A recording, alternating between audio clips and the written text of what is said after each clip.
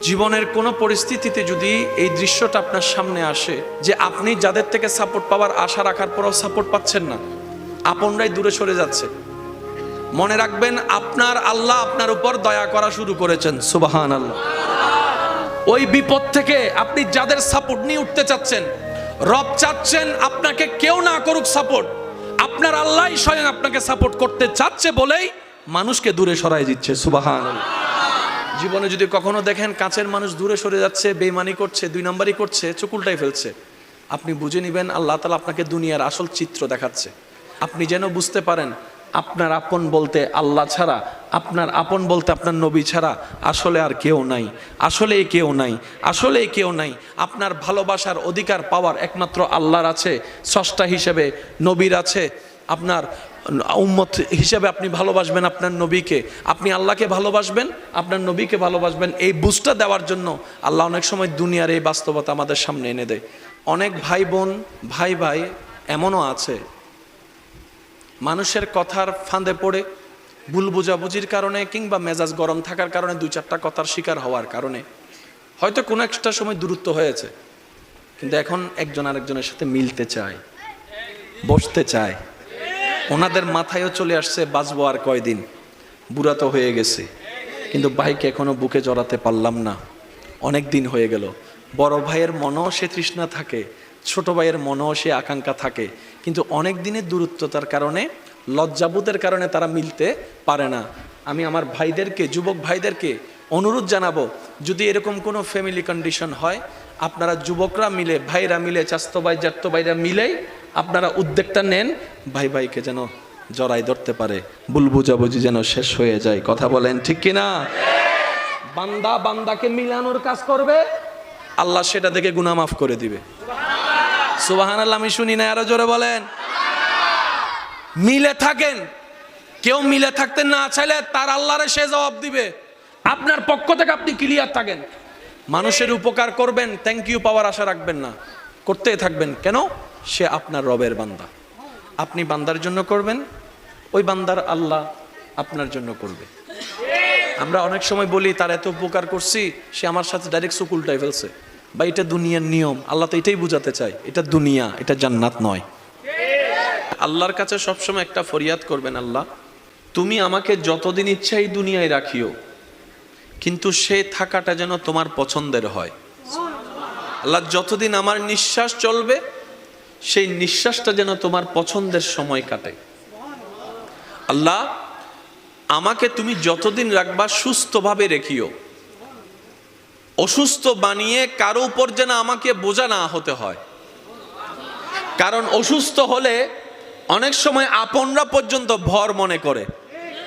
প্রস্রাব পায়খানা যখন অসুস্থতার কারণে বিছানায় করা লাগে, মানুষ ঘেন্না করে, এই ঘেন্নাটা দেখে রুগীরও নিজের অস্বস্তি বোধ হয়। কথা বলেন ঠিক কিনা?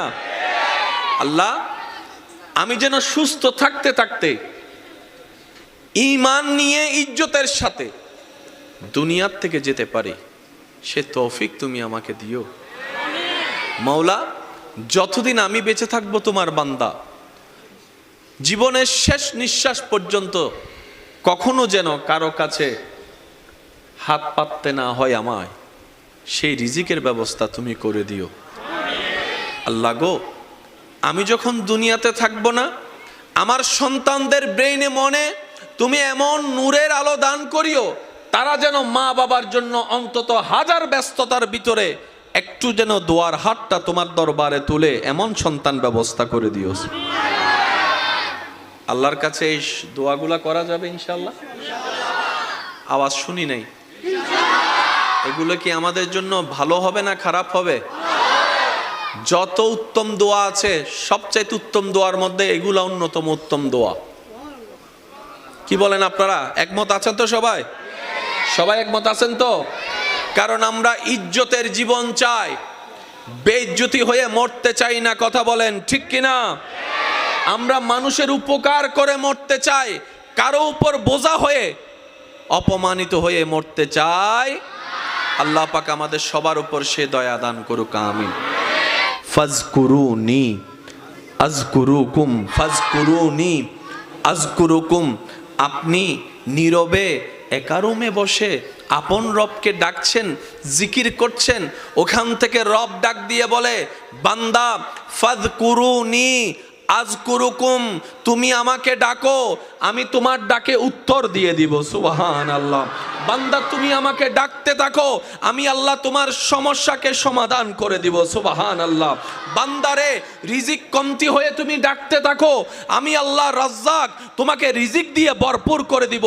বান্দা যখন ডাকতে থাকে গভীর রাতে, রব্বুল আলামিন জিজ্ঞেস করে ফেরেশতাকে, ও ফেরেশতা, আমার বান্দা এভাবে ডাকছে কেন, তার কিছু প্রয়োজন আছে কিনা জিজ্ঞেস করো, আমি আল্লাহ দান করতে প্রস্তুত। সুবহানাল্লাহ।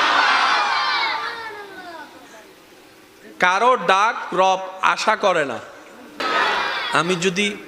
আমি আমার জায়গা থেকে যত সহজভাবে বলা যায় আমি চেষ্টা করছি, বাকিটা ওয়ামা তৌফিক ইল্লা বিল্লাহ, আল্লাহ যতটুকু দয়া করেন। কারণ সবার বলা বুঝ এক, বলেন না, সবার বলা বুঝা এক। তবে আমি আমার প্রেমিক ভাইদের কাছে একটা জিনিস জানতে চাই, আমরা কি লস চাই নাকি লাভ চাই? বেইজ্জত চাই না ইজ্জত চাই? অশান্তি চাই না শান্তি চাই? মাথা নিচু করে বাঁচতে চাই নাকি মাথা উঁচু করে বাঁচতে চাই? এই জিনিসগুলা যাদের দরকার, আজকের আলোচনা তাদের জন্য। সুবহানাল্লাহ বলেন।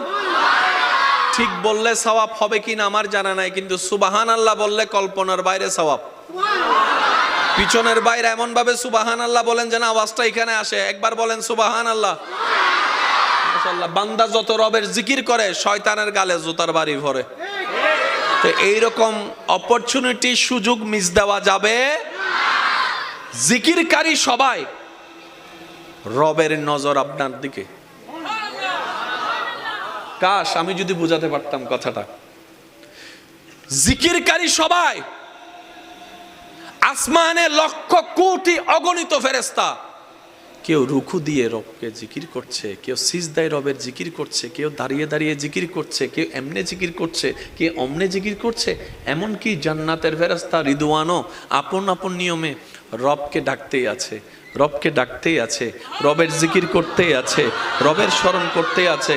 কিন্তু সেই ডাকের উত্তরে রবের কোনো উত্তর নাই। কিন্তু যখন আপনি এই ভাঙ্গা ঘরের মধ্যে ছাদও নাই, রোদও ঢুকে, বৃষ্টিও পড়ে, ছোট্ট একটা জায়গায় বসে বসে যখন আপনি আপনার ভালোবাসা দিয়ে, ভক্তি শ্রদ্ধা দিয়ে রবকে ডাকতেই আছেন, রব বলে যে ফেরেশতা দেখতো আমার বান্দার কিছু লাগে কিনা, ফেরেশতা দেখতো আমার বান্দার কিছু প্রয়োজন আছে কিনা, ফেরেশতা দেখতো আমার বান্দার কিছু চাহিদা আছে কিনা।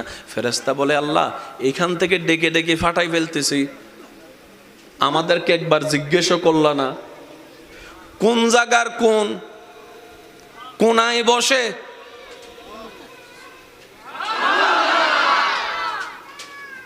আশেকদের একটু মনের কানটা চাচ্ছি।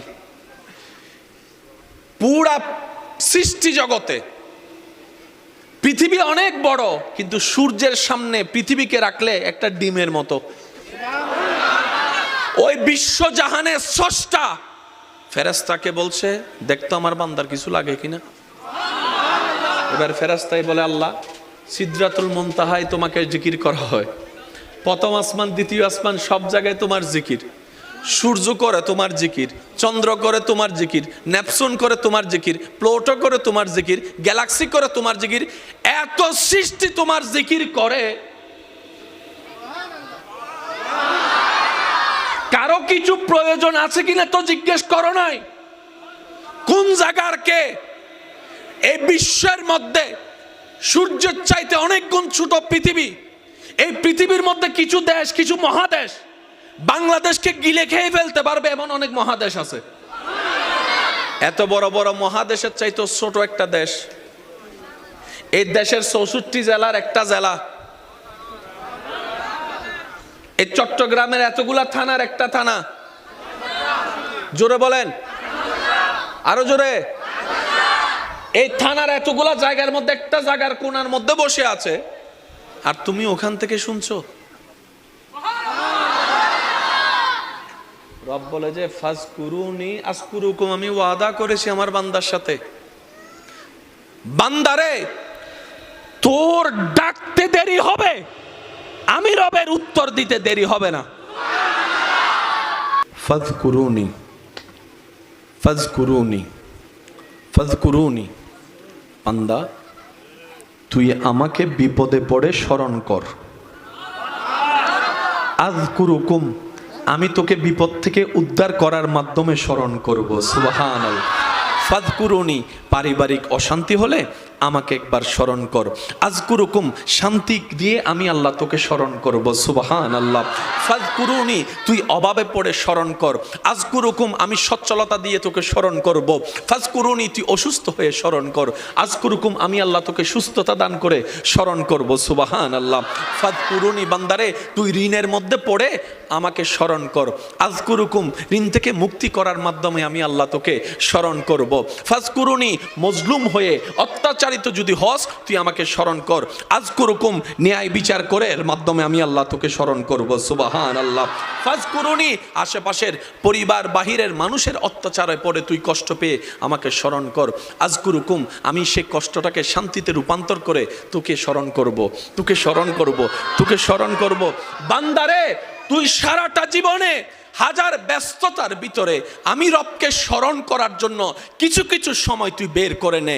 আমি আল্লাহ কিছু সময় বরাদ্দ করে দিলাম, যেমন 5 ওয়াক্ত নামাজ। এইভাবে তুই স্মরণ কর। ব্যবসার মাঝে তুই স্মরণ কর, চাকরির মাঝখানে তুই স্মরণ কর, রান্নার মাঝখানে তুই স্মরণ কর, কাপড় ধোয়ার মাঝখানে তুই স্মরণ কর, চলাচলের মাধ্যমে তুই স্মরণ কর, হাঁটার মধ্যে তুই আমাকে স্মরণ কর, বসার মধ্যে স্মরণ কর, শোয়ার মধ্যে স্মরণ কর, খাওয়ার আগে স্মরণ কর, খাওয়ার পরে স্মরণ কর। বান্দারে তুই যদি কোনো রকম দুনিয়ার ব্যস্ত সময়ের অল্প জীবনে আমাকে স্মরণ করতে করতে নবীর প্রেম নিয়ে যদি স্মরণ করতে করতে কবরে আসতে পারস, যে কবরে তোরে কেউ মনে রাখবে না, আমি আল্লাহর রহমত সেখানে তোকে স্মরণ করব। হাসরও স্মরণ করব। Deal final. দোকান থেকে জিনিস নেয় কিভাবে? টাকা দেয়, জিনিস। আর কোন ঝগড়া আছে? রব বলে যে তুই এখানে স্মরণ কর, পিছন পর্যন্ত আমি ওইখানে স্মরণ করব। তুই আমার এখানে মনে রাখ, আমি তোর ওইখানে মনে রাখবো। তুই এখানে আমার জন্য কর, ওইখানে আসলে আমি তোর জন্য করব। ডিল। ইন্নামা তারাজু রহম ফরিব। Deal, deal. এই ডিলটাকে যারা ডিলে রেখে কবরে যেতে পারে, ইজ্জত তাদের জন্য, রহমত তাদের জন্য, সম্মান তাদের জন্য, নবীর সুপারিশ তাদের জন্য।